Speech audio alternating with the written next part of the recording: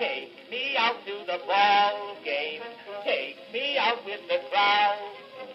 Buy me some peanuts and Cracker Jack. I don't care if I never get back. Let me root for the home team. If they don't win, it's a shame. For it's 1, 2, 3 strikes, you're out at the old ball game. The outlook wasn't brilliant for the Mudville 9 that day. The score stood 4-2 with but 1 inning more to play. When Cooney died at first and Barrels did the same, a pall-like silence fell upon the patrons of the game. A strangling few got up to go in deep despair, but the rest clung to the hope which springs eternal in the human breast. They thought, if only Casey could but get a whack at that, we'd put up even money now as Casey at the bat. But Flynn preceded Casey, as did also Jimmy Blake, and the former was a hoodoo, while the latter was a kick.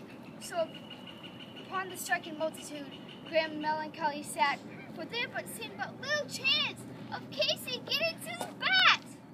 But Flynn let drive a single to the wonderment of all, and Blake, the much despised, tore the cover off the ball. And when the dust had lifted and the men saw what had occurred, there was Jimmy safe at second and Flynn a hug in third. Then from 5,000 throats and more, there rose a lusty yell. It rumbled through the valley, it rattled in the dell, it pounded on the mountain and recoiled upon the flat. For Casey, mighty Casey, was advancing to the bat. There was ease in Casey's manner as he stepped into his place. There was pride in Casey's bearing and a smile on Casey's face.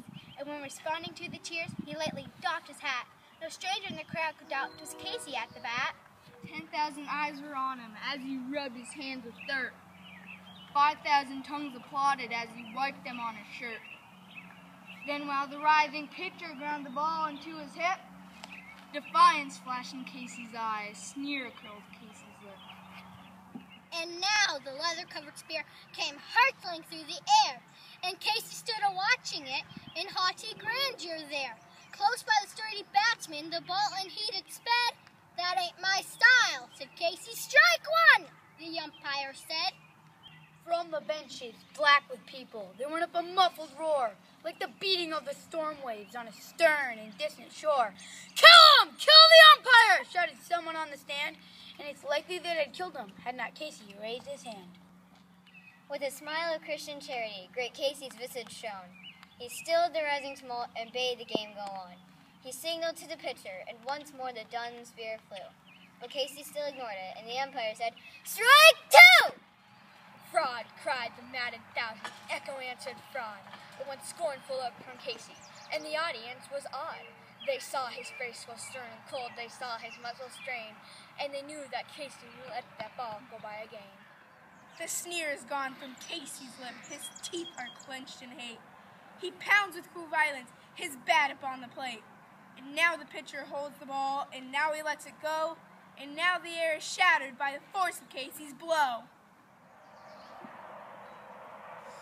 Oh, somewhere in this favored land, the sun is shining bright, the band is playing somewhere, and somewhere hearts are light. And somewhere men are laughing, and somewhere children shout. But there's no joy in Mudville, mighty Casey has struck out.